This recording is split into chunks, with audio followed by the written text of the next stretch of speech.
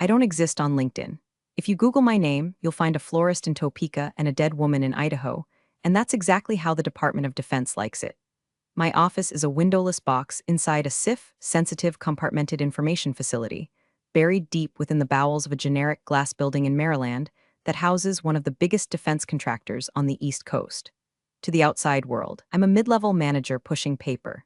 To the Pentagon, I am the named security officer, NSO, holding the keys to the kingdom for a Tier 1 special access program.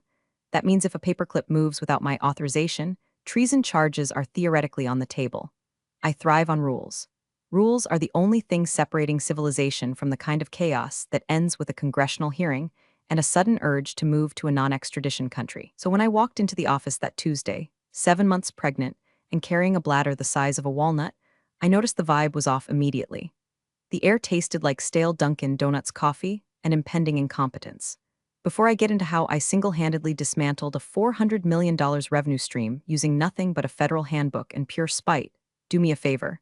Hit subscribe and maybe drop a like. Your support is the only thing keeping my team from developing a drinking problem. Anyway, back to the grime. My desk was spotless, aligned with the same precision I used to audit our safe logs. But Brad, our program director, was leaning against my doorframe. Brad is the kind of guy who thinks synergy is a personality trait and wears loafers without socks because he saw it in a GQ spread in 2014. He's a suit, a specialized breed of corporate parasite who sells promises to the government that he expects people like me to fulfill. He looked at me, then at my stomach, then back at my face with a smile that didn't reach his eyes. It just kind of stretched his face skin like cheap plastic wrap. Karen, the oracle of the SIF, Brad boomed, his voice echoing off the soundproofed walls. We're gearing up for the big audit next month. The $400 million, baby. The white whale. It's a routine DCSA review, Brad, I said, logging into my workstation. My password was 24 characters long and changed every week, and it's only a whale if we're hiding blubber. Everything is green across the board. I checked the SF-86s last night. Right, you're a machine, he laughed, but it was dry, like coughing up dust. Listen, with your situation. He gestured vaguely toward my midsection as if I were smuggling a bomb rather than a human child. Corporate is worried about the operational tempo. This contract is the lifeblood of the division. If we fumble the handoff while you're on, you know, mommy time, we're cooked. I stopped typing. The cursor blinked at me, a steady, rhythmic heartbeat. Mommy time. You mean the federally mandated medical leave I'm entitled to after working 80-hour weeks for 5 years to keep your clearance active? Semantics, Care Bear, he said. He actually called me Care Bear. I mentally visualized a drone strike on his Acura. We just need to be agile, flexible, I was thinking. Maybe we start offloading some of your signatory duties early. To Jason. I looked over at Jason's desk. Jason was a 24-year-old associate whose primary skill set involved making TikToks in the break room and forgetting to lock his secure terminal. Jason couldn't get a clearance to clean a toilet at the NSA, let alone sign off on top-secret architectural diagrams. Jason doesn't have the adjudication status, Brad, I said, my voice dropping to that icy register that usually makes grown men check their zippers. He's not the NSO. I am. Pentagon auditor looks for my signature. If they see Jason's chicken scratch on a document for a weapon system, we don't just lose the contract. We go to jail. Well, I don't, you might. Brad's smile vanished. The plastic wrap snapped. You're too rigid, Karen. That's always been your problem. You think the rules are the mission. The mission is the mission. We need team players, not gatekeepers. Just think about how we can smooth this over. You don't want your condition to be a liability. My condition. He said it like I had leprosy. I turned my chair to face him fully. My pregnancy isn't a liability, Brad. It's a biological function. The liability is you trying to bypass a Directive 5220.22m protocol because you're too lazy to file the interim paperwork. I will prepare the handover properly. I will brief the temporary FSO, but I am not giving Jason my tokens, and I am not falsifying the signatory logs. Brad stared at me for a long beat. In that silence, I heard the hum of the servers and the distant sound of my career being put into a shredder. He didn't scream. He didn't argue. He just nodded, a slow, predatory movement. Okay, Karen, do it your way. Just make sure the paperwork is ready. He walked away, leaving a scent of expensive cologne and moral decay. I put my hand on my stomach. The baby kicked, a sharp thud against my ribs. Don't worry, kid, I thought. Mommy isn't going to let the bad man win. But as I looked at my monitors, usually a comforting wall of green status bars and locked files, I felt a prickle of unease on the back of my neck. My access to the shared HR drive, the one where I kept my leave request forms, was grayed out. Just a glitch, probably. IT was always messing things up. But in the world of high-stakes defense contracting, there are no coincidences. There are only vectors of attack, and I had just shown Brad my flank. I spent the rest of the day doing what I do best, digging in. I didn't just do my work, I audited it. I created a shadow log of every email, every interaction, every time Brad looked at me with that calculation in his eyes. I was the named security officer.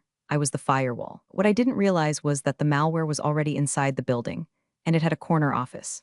The following week, the atmosphere in the office shifted from passive-aggressive to Soviet-era surveillance state. It wasn't anything you could take to HR immediately, it was the silence. When I walked into the break room, conversations died. When I sent emails to the proposal team asking for the updated schematics for the audit, I got red receipts but no replies. I was being ghosted by my own coworkers, people whose clearances I had personally adjudicated. I sat in my ergonomic chair, which was currently the only thing in the building supporting me, and reviewed the DCSA, Defense Counterintelligence and Security Agency preparation checklist. The audit was 3 weeks away. I was due in 5. The timing was tight, but I had a plan. I always had a plan. Then came the friendly check-in. Outlook pinged. Calendar invite from Brad. Subject, op sync/transition strategy. Location, his office. No agenda attached. In the corporate world, a meeting without an agenda is an ambush. I waddled down the hallway, yes, waddled, my ankles were the size of grapefruits, clutching my notebook. I never went anywhere without a physical notebook. Digital notes can be deleted by an admin with a grudge. Ink is forever. Brad wasn't alone. Sitting next to him was Sheila from HR, a woman whose smile was so tight I worried if she sneezed her face would shatter. Sheila was the kind of HR rep who protected the company from the employees, not the other way around. Karen, have a seat, Brad said, gesturing to the low chair that was impossible for a pregnant woman to get out of gracefully. I remained standing. I'm good, thanks. My back prefers verticality. What's up? We're just concerned, Sheila chimed in, her voice dripping with faux sympathy. Brad mentioned you seem a bit overwhelmed. With the audit coming up and your due date, we want to make sure the company isn't putting too much strain on you. I'm not overwhelmed, I said, keeping my tone flat. I'm on schedule. The binders are 90% prep. See, that's the thing, Brad interrupted, leaning forward. 90% isn't 100. And if you go into labor early, we're left holding the bag. You need to transfer the NSO credentials. Today, I felt the temperature in the room drop. Transfer to whom? We haven't hired a qualified replacement yet. The background check on the temp hasn't even cleared the preliminary phase. To me, Brad said. He smiled and I saw the wolf teeth. I'll hold the NSO designation until you get back. I almost laughed. Brad, you have a secret clearance. The contract requires top secret with PSI eligibility. You literally cannot be the NSO. The system won't even let me input your name. It's a violation of federal law. If I give you my tokens, we are both committing a felony. Brad slammed his hand on the desk. It was a calculated outburst, meant to startle me into submission. I run this program, Karen. I don't need a lecture on federal law from someone who's about to be out of the office for 3 months pumping breast milk. You have a $400 million review. If that auditor asks for a file and I can't open it because you're in a delivery room, we lose. Then you better hope I don't go into labor, I said, my voice shaking slightly, not from fear but from the adrenaline dumping into my system. Because I am not giving you my SIPR-net token. That is a hard no, it's non-negotiable. Sheila cleared her throat. Karen, refusal to follow a direct order from leadership can be grounds for performance review. Refusal to commit a crime is grounds for a whistleblower complaint, Sheila. I shot back. Do you want me to document this conversation as a formal request to violate the National Industrial Security Program Operating Manual? Because I can write that memo right now. Silence. Thick, heavy silence. Brad's face turned a shade of red usually reserved for botched launch codes. Sheila looked at her notebook, refusing to meet my eyes. Fine, Brad spat. Get back to work. But we're going to need to figure out a workaround. You're becoming a bottleneck. I'm the safety valve, Brad. There's a difference. I walked out. My heart was hammering against my ribs like a trapped bird. I knew I had won the battle, but the war had just gone nuclear. I went back to my desk and immediately tried to log into the main server to back up my email correspondence regarding the refusal. Access denied. My stomach dropped. Not the baby this time. Fear. I tried my secondary login. Account suspended. Contact administrator. I looked across the room. Jason was watching me, nervously spinning a pen. He quickly looked away when I caught his eye. They were cutting my lines. They were isolating me. I didn't call IT. I knew Brad had already made that call. Instead, I opened my physical safe, the one only I had the combination to, and took out the hard copy logs of every access request, every audit trail, and every clearance grant for the last 6 months. I shoved them into my oversized tote bag, underneath the prenatal vitamins and the emergency granola bars. If they were going to lock me out, I was going to make sure I took the keys with me. I spent the rest of the afternoon manually transcribing the timestamps from my local machine's event viewer into my notebook. I wrote until my hand cramped. At 4:55 p.m., an email popped up on my phone since my computer was now a brick. It was from Sheila. Subject, employment status update. I didn't open it immediately. I knew what it was. I looked around the office at the gray cubicles, the posters about integrity and vigilance, and I felt a cold, hard resolve settle over me. They thought they were cutting off a loose end. They didn't realize they were pulling the pin on a grenade. I opened the email. It was short, written in that bloodless corporate dialect that HR people learn in a specialized circle of hell. Dear Karen, effective immediately, your employment with Redacted Defense Corp is terminated. This decision is based on the operational incompatibility of your upcoming leave availability with the critical needs of the Program Management Office. Please surrender your badge and company devices to security upon exit. Operational incompatibility. That was a new one. It was a fancy way of saying, you're pregnant, you're inconvenient, and we found a way to phrase it that we think will hold up in court. I didn't cry. Crying is for people who don't have a backup plan. In the defense industry, if you're crying, you're already dead. I had expected this, maybe not this fast, but I knew Brad. He was a cornered animal and cornered animals bite. He needed to get me out of the way before the audit so he could fake his way through it with Jason or some other puppet. He couldn't do that while I was physically sitting there guarding the logs. I stood up. My lower back screamed, a dull ache that radiated down my legs. I ignored it. I had about 10 minutes before security, actual uniformed guards, not the clowns in the office, came to escort me out. I grabbed my tote bag. I had the hard logs. I had my notebook. But I needed one last thing. I needed the digital fingerprint of their stupidity. My workstation was locked out, but the SIF had a dedicated printer with a local memory cache for classified document handling.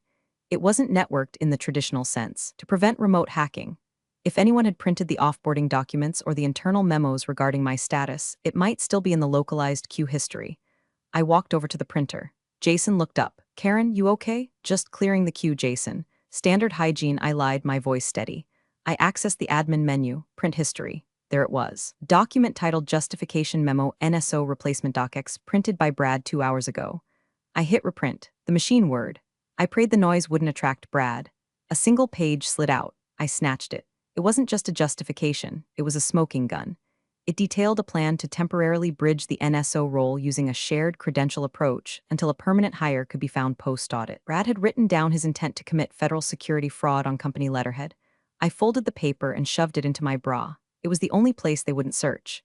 2 minutes later, the door opened. 2 security guards, big guys, usually friendly, now looking at their boots, walked in. Brad stood behind them looking smug. Karen, Brad said, stepping into the room like he owned it. HR sent the notice. We need your badge. I saw it, I said. I picked up my bag. You're firing a protected class employee 3 weeks before a federal audit. Bold strategy, Brad. It's not a firing. It's a restructuring of resources, he smirked. And since you're no longer read-on to the program, you need to leave the SIF immediately. You are now an unauthorized person in a secure area. He was enjoying this. He was getting off on the power trip. He thought he had stripped me naked. I unclipped my badge, one that identified me as the gatekeeper of their secrets. I tossed it onto his desk. It clattered loudly. Good luck with the audit, Brad. Remember, the DCSA auditor checks the wet signatures against the digital timestamps. But you know that, right? His eye twitched. Just a fraction. Get her out of here. The walk to the elevator was the longest of my life. I could feel the eyes of my former team on me. Some looked pitying, others relieved it wasn't them. I kept my head high, one hand on my belly, the other gripping my bag so tight my knuckles were white. They escorted me to the lobby. They took my company phone. They took my laptop. They left me standing on the sidewalk in the humid Maryland air, surrounded by the smell of exhaust and impending rain. My Uber arrived 5 minutes later. As I sat in the back of a Toyota Camry that smelled like vanilla air freshener and old fast food, I didn't feel defeated. Felt dangerous. I pulled out my personal phone, a burner I kept for emergencies, fully encrypted, and dialed a number I hadn't used in 2 years. Talk to me, a gravelly voice answered. It's Karen, I said, watching the glass building recede in the rear window. They did it. They fired the NSO. Idiots, the voice chuckled. Did you get the proof? I touched the spot on my chest where the memo was hidden. I got everything. They're going to try to fake the audit. Then we wait. The voice said, let them dig the grave. We'll just supply the headstone. I hung up. I wasn't just an unemployed single mom-to-be anymore. I was a dormant virus in their system, waiting for the execution command, and the timer was set for exactly 3 weeks. The first 48 hours of unemployment are a weird mix of panic and liberation. 1 minute you're worried about Cobra premiums and whether you can afford the good diapers. The next, you realize you don't have to listen to Brad explain blockchain incorrectly ever again. I sat at my kitchen table, surrounded by piles of paper. My apartment looked less like a nursery and more like a war room in a Tom Clancy novel. I had organized my evidence into timelines: the disruption, the lockout, the illegal request, the termination. It was a beautiful, devastating mosaic of incompetence. But I needed confirmation. I needed to know they were actually going through with the stupidity. Brad was dumb, but was he felony fraud dumb? I met Saul at a diner off Route 1, the kind of place that serves breakfast all day and smells like bacon grease and regret. Saul was my old mentor, a retired compliance officer who had forgotten more about DCSA regulations than Brad would ever know. He looked like a tortoise in a trench coat, wrinkled, slow-moving, and absolutely indestructible. He slid a coffee across the table to me. Decaf without asking. Good man, so Saul grunted, stabbing a sausage link. They cut you loose, operational disruption. That's cute. It's actionable, I said, sipping the brown water they called coffee. But a wrongful termination suit takes years. I don't want a settlement in 2028, Saul. I want them to burn now. Vengeance is a calorie-intensive activity for a pregnant woman. Saul noted dryly, but I get it. You think they're going to run the audit with a ghost? I know they are. Brad can't get anyone cleared in time. He has to use my credentials. He has to pretend I'm still the NSO, just teleworking or on leave but active. If he admits there's no NSO, the audit fails instantly. Automatic red flag. Saul nodded. So you need to know if your name is on the packet. Exactly. They submit the pre-audit package to the DCSA field office with my name listed as the primary POC. That's a false statement to a federal investigator. Title 18, Section 1001. 5 years in prison. Saul wiped his mouth with a paper napkin. I still have friends in the regional office. Low-level clerks who owe me favors. I can't get you the file, Karen. That's classified, but I can find out who the point of contact is. Do it, I said. Please, Saul said, leaning back. If you do this, you're burning the bridge. You'll never work for a big contractor again. They talk, you'll be the problem. I looked down at my stomach. My daughter kicked again. I thought about the world I wanted her to grow up in. A world where competent women get fired because mediocre men are inconveniently ambitious? No thanks. I don't want to work for them, Saul. I want to be the reason they have to rewrite the compliance manual. He smiled, a rare, terrifying expression. All right, give me 2 days. Those 2 days were agony. I cleaned my apartment 3 times. I rewashed all the baby clothes. I obsessively checked my bank account, watching the severance pay which they had graciously deposited sit there. It felt like hush money. On the second night, my phone buzzed, a text from Saul, just 2 words, ghost confirmed. My heart hammered. They had done it. They had submitted the packet. My name was on the documents. Brad was officially pretending I was still there, still working, still signing off on the security of the nation's secrets. I wasn't scared anymore. I was thrilled. It was the feeling you get when you're playing chess and your opponent moves their queen exactly where you wanted it. I walked over to my war wall and pinned the text printout next to Brad's memo. The trap was set. Now, I just had to wait for the mouse to take the cheese. Audit was in 1 week, but I couldn't just wait. I needed an inside man, someone to tell me exactly when the auditor arrived and, more importantly, when the questions started getting hard. I thought about Jason. The kid was useless, sure, but he was also terrified of authority and addicted to validation. And right now, Brad was the only authority he had. But Jason had a weakness he overshared. I found his Instagram. He had posted a story from the office. Picture of a stack of pizzas with the caption, "Late night grind, audit prep week." Brad is making us rewrite the logs lol. #defense #hustle. Rewriting the logs, I screenshotted immediately, tampering with security logs. They were digging so deep they were going to hit magma. I sent a DM to Jason, not threatening, just friendly. Hey Jason, saw the pizza. Don't let Brad work you too hard. Remember, if the timestamps don't match the server logs, auditor will notice, just looking out for you. I saw the read indicator appear instantly. Then the typing dots, then they stopped, then they started again. Karen, OMG, it's crazy here. Brad is freaking out. He's using your old login. He made IT reset the password. Is that okay? I smiled in the dim light of my kitchen. No, Jason, it's definitely not okay. But you just keep your head down and let me know when the suit from DCSA walks in. I had him. I had the confirmation. I had the witness. Now, all I had to do was let the $400 million contract walk into the room, sit down, and wait for the named security officer to show up. My due date was 2 weeks away, but I felt like I was carrying a bowling ball wrapped in barbed wire. Sleep was a memory. I spent my nights pacing the hallway, drinking herbal tea that tasted like grass clippings, visualizing the destruction of Brad's career. It was a very soothing meditation. The week of the audit, the weather in Maryland turned oppressive. The air was a wet blanket of humidity, the kind that makes your clothes stick to you the moment you step outside. It fit the mood perfectly. Inside the glass building, I knew the air conditioning would be blasting, but the sweat would be real. Jason kept singing like a canary. He didn't realize he was an informant. He just thought he was venting to a sympathetic ex-colleague. Monday, 10:14 a.m. Jason. Brad is making us scrub the visitor logs, says there are too many gaps. We're filling in names. Is John Smith too obvious? Tuesday, 2:30 p.m. Jason. They took your nameplate off the door but left it on the org chart in the conference room. Brad says if they ask, you're remote for medical reasons but available by phone. He gave them a number. It rings to his desk. I stared at that text. It rings to his desk. Brad was going to impersonate me. He wasn't just using my credentials. He was going to verify my identity over the phone if the auditor called. It was so brazen, so incredibly stupid, it was almost art. I sat down at my laptop, my personal one, and opened a new file, the Brad dossier. I uploaded the screenshots, the photos of the physical logs I had taken before I left, printout of the justification memo, the timeline of text messages. I cross-referenced everything with the NISPOM, National Industrial Security Program Operating Manual. Violation 1, unauthorized access to TS/side terminal. Violation 2, falsification of security records. Violation 3, impersonation of a named security officer. Violation 4, retaliation against a protected whistleblower. It wasn't a complaint, it was an indictment. On Wednesday, I went to the doctor. My blood pressure was up. "You need to relax, Karen," Dr. Evans said, peering at the cuff. "Whatever stress you're under, let it go." "For the baby, I am relaxing," I lied. "I'm just finishing a project. It's almost done." "Well, finish it fast, because you're dilated 2 centimeters. This baby is coming soon, 2 centimeters. The clock was ticking on my body and my revenge. I needed the audit to happen before I went into labor. If I was in a hospital bed, I couldn't drop the hammer. Thursday, the day. I woke up at 5 o'clock a.m. I showered, dressed in the most professional maternity clothes I owned, a navy blue dress that made me look like a swollen aircraft carrier, and drove to a coffee shop across the street from the office. I couldn't go in, but I could watch. I sat by the window, nursing a decaf latte. At 8:45 a.m., a black sedan pulled up. A man in a gray suit got out, carried a leather briefcase, and walked with the distinct, soulless gait of a federal auditor. I recognized him, Agent Miller.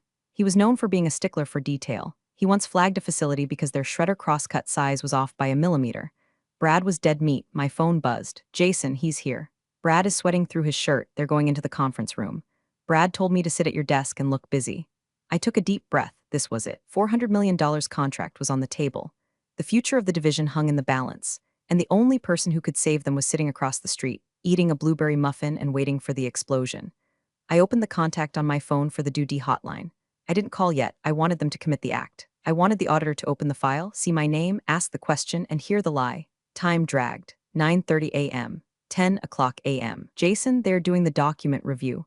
Miller is asking about the discrepancy in the SF-86 dates." Brad said it was a software glitch. "Jason, Miller isn't buying it. He just asked to speak to the NSO." My thumb hovered over the screen. "Jason," Brad just picked up the phone on his desk. "He's talking to Miller?" That was it. The line was crossed. There was no going back. I finished my muffin. I wiped the crumbs from my mouth, then, instead of calling the hotline, I did something better. I called the front desk of the facility. "The main line, security," the guard answered. "Hi, this is Karen, last name. I used to work there. I believe I left a personal item in the SIF. Can you transfer me to the conference room? It's urgent." Sure, Karen, 1 sec." The guard didn't know I was fired. He just knew I was Karen. He patched me through. I waited. 1 ring, 2 rings, the speakerphone clicked on. I could hear the room tone. The tension. "Yes," Brad's voice, strained. "Hi, Brad," I said, my voice clear and loud, echoing through the conference room speaker. "It's Karen. I'm just calling to clarify something for the record. Since I was terminated 3 weeks ago and stripped of my clearance, I'm confused as to why my signature is on the documents you're currently presenting to Agent Miller." Dead silence. Absolute, vacuum-sealed silence. "Who is this?" Agent Miller's voice cut through the static. "This is the former named security officer, Agent Miller," I said, sweet as poisoned honey. "And I'm currently sitting across the street with a binder full of evidence proving that the man sitting across from you is committing federal fraud. Would you like me to come over?" I hung up. I watched through the window. For a moment, nothing happened. Then, the blinds in the conference room snapped open. I saw a silhouette, Brad, looking out frantically. I raised my coffee cup in a toast. Then the pain hit, a sharp, tearing contraction that doubled me over. My water broke right there on the leather chair of the coffee shop. "Perfect timing, kid," I thought, gritting my teeth. "Let's go." The barista panicked. "Ma'am, oh my God, are you okay? Do you want a towel, an ambulance?" "I'm fine," I gritted out, gripping the table so hard the laminate creaked. "Just call me an Uber and maybe get a mop." The contraction rolled over me like a tidal wave. It was fitting, really. Across the street, a different kind of wave was crashing down on Brad. I imagined the scene, Agent Miller slamming the folder shut, the red stamp coming down, the immediate seizure of all classified materials. The failed designation wouldn't just be a mark on a paper. It would be a quarantine tape around the entire building. My phone blew up as I waddled/stumbled to the curb. "Jason, holy shit, Karen, what did you do?" "Miller just ordered everyone away from their terminals. He's on the phone with the FBI. Brad looks like he's having a stroke." I didn't reply. I was breathing through my nose, counting to 4, exhaling for 4. Inhale, destruction of career. Exhale, birth of child. The Uber arrived, a different one this time, thank God. "Hospital," I gasped. "Fast. If I have this baby in your Honda Civic, I'm not paying for detailing." Driver, a terrified young man named Kevin, drove like he was qualifying for Daytona. As we sped away, I looked back at the building. Flashing lights were already pulling up. Not police, Federal Protective Service. They move fast when a SIF is compromised. I arrived at the hospital fully dilated. The next 6 hours were a blur of pain, epidurals, and nurses telling me to push. But even in the haze of labor, my mind was working. I knew what would happen next. Brad would try to spin it. He'd blame me. He'd say I was a disgruntled employee sabotaging the mission. He'd try to delete the logs, but he couldn't because I had the hard copies. And Saul, push, Karen, one more, the doctor yelled. I pushed. I channeled every ounce of rage, every slight, every mommy track comment, every patronizing smile Brad had ever given me. I pushed with the force of a woman who had just nuked a $400 million revenue stream. At 4:12 p.m., my daughter was born. She screamed. It was a good, strong scream. A scream that said, I am here and I am not taking your crap. They placed her on my chest. She was tiny, messy, and perfect. I named her Maya. An hour later, as I lay in the recovery room, exhausted but euphoric, my phone rang. It wasn't Jason. It wasn't Saul. It was a number I recognized, the general counsel for the company, the big lawyer. I picked up. Hello, Miss Last Name. The voice was smooth, cultured, and terrified. This is Robert Sterling. I represent the company. We heard about the events of this morning. Events? I cooed, adjusting Maya's blanket. You mean the federal raid on your facility? We would like to discuss a settlement. A reinstatement, perhaps a misunderstanding package. Mr. Sterling, I said, my voice raspy but firm. I am currently holding a newborn infant. I am also holding a dossier of evidence that I haven't even given to the Inspector General yet. I just gave the teaser to Agent Miller. If you want to talk, you can talk to my attorney. But I'm going to tell you right now, Brad is gone. The contract is gone. And if you annoy me, I will make sure the investigation expands to the other sites. Miss Last Name, please, I'm on maternity leave, Robert. I'll call you in 12 weeks, or never. I hung up. I looked down at Maya. Well, kid, I whispered. Mommy just got you a college fund or a very long legal battle. Either way, it's going to be interesting. I closed my eyes. For the first time in 9 months, I slept. But the world outside didn't sleep. While I dreamed, the gears of the federal government, slow, grinding, and merciless, began to turn. The audit failure triggered an automatic suspension of the facility's facility clearance, FCL. That meant no classified work could be done. Not just on the $400 million contract, but on any contract housed in that building. 2,000 employees were about to be locked out. Stock prices were about to plummet. And somewhere, in a dark office, Brad was likely trying to shred a hard drive that was already imaged by the FBI. I woke up the next morning to a text from Saul. It's on the news. I turned on the TV in the hospital room. Banner crawled across the bottom of CNN. Defense contractor under investigation for security fraud. Pentagon suspends operations at Maryland site. I smiled. It was the best postpartum gift I could have asked for. Recovery is strange. Your body is healing, your hormones are crashing, and you're trying to keep a tiny human alive. Usually this is a time of isolation. For me, it was the busiest time of my life. My hospital room became a command center. Nurses would come in to check my vitals and find me reviewing legal statutes on my phone while breastfeeding. Honey, you need to rest, one nurse said, looking at the CNN chyron that was still looping the story about the defense fraud scandal. I am resting, I said. Watching Rome burn is very relaxing. 3 days later, I was discharged.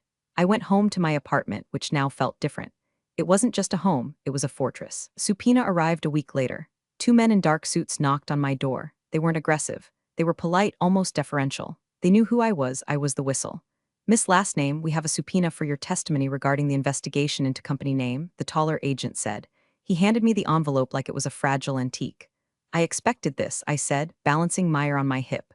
Do you need the binder now or later? Agent cracked a smile. Later, ma'am, during the deposition, but off the record, that phone call to the conference room, legendary, I am to please, I called Saul, I got the paper. Good, Saul said. Now you need a lawyer, not a strip mall lawyer. A shark, I know a guy.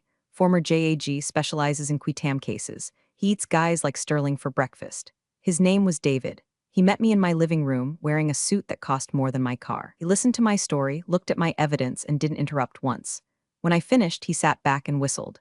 Karen, he said, this isn't just wrongful termination. This is a False Claims Act case. If we prove they knowingly defrauded the government, which, thanks to Brad's memo, the government can recover 3 times the damages.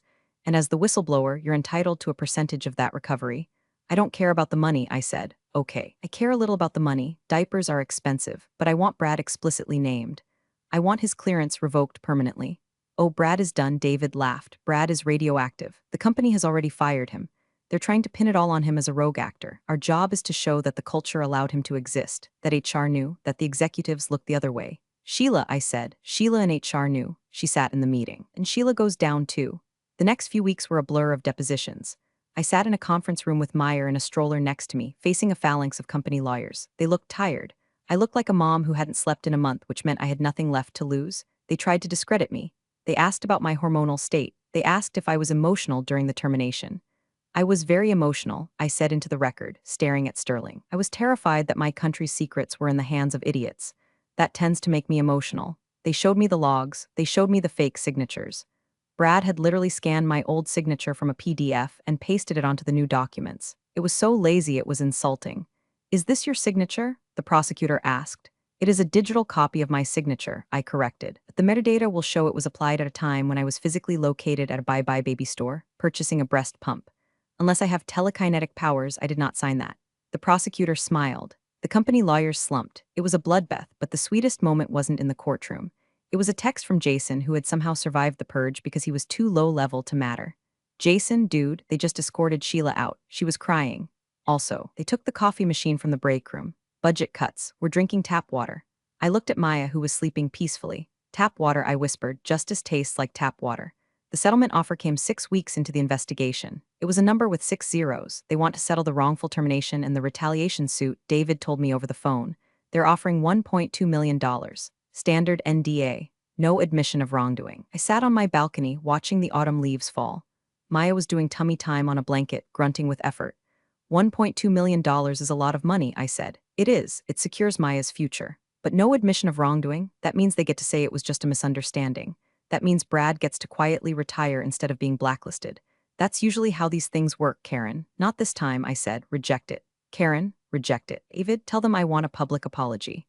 I want a statement admitting that they violated NISPM standards, and I want my clearance reinstated and flagged as unjustly revoked in DIS. I don't want their money if it buys their silence. David sighed. You're a difficult client, you know that? I'm a named security officer. Details matter. We went back to war. The company bled.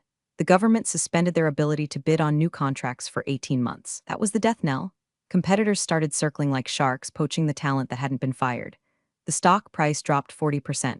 Finally, they broke. It was a Tuesday. Sterling called David. They capitulated. They would issue the statement. They would correct my record. And they would pay $2.5 million, part settlement, part whistleblower award. I signed the papers on my kitchen table with a spit-up cloth over my shoulder. But the real victory came in the mail. A letter from the Defense Counterintelligence and Security Agency.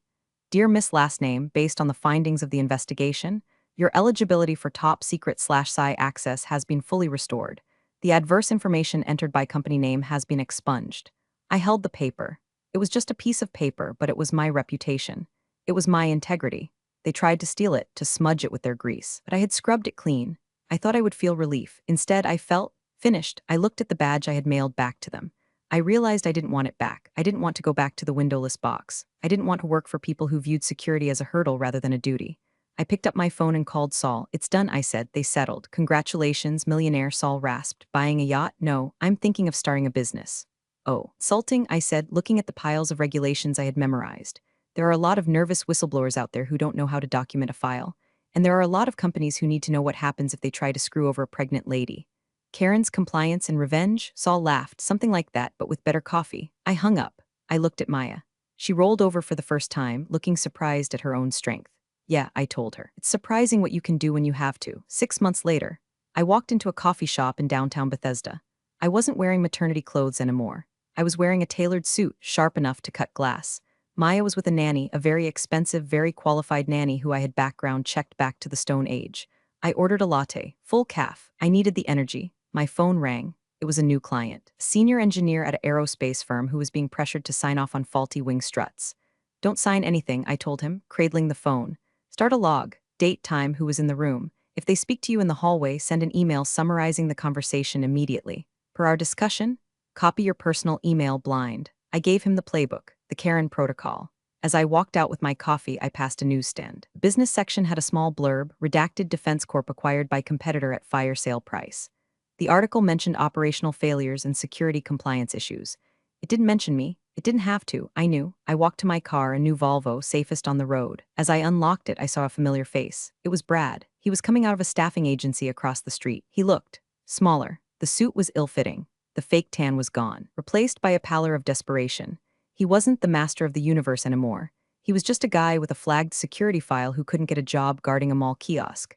He saw me. He stopped. For a second, I thought he might yell, might come over and blame me for ruining his life. I just stared at him. I didn't smile. I didn't frown. I looked at him with the same detached, clinical scrutiny I used to use on a non-compliant SF-86 form. I looked at him like he was a typo. He looked away first. He hurried down the street, head down, disappearing into the crowd of commuters. I got into my car, I checked my mirror, I checked my blind spots. I drove home to my daughter. The $400 million contract was gone. The company was gutted. The bad guys lost. And me? I was just getting started. I pulled into my driveway. The sun was setting, casting a golden light over the house that compliance built. I took a sip of my coffee. It didn't taste like stale office brew, it tasted like freedom. I opened my laptop. I had 3 new inquiries. Subject, retaliation for safety report. Subject, HR ignoring harassment. Subject, can you help me document fraud? I cracked my knuckles. All right, I said to the empty room. Let's burn it down.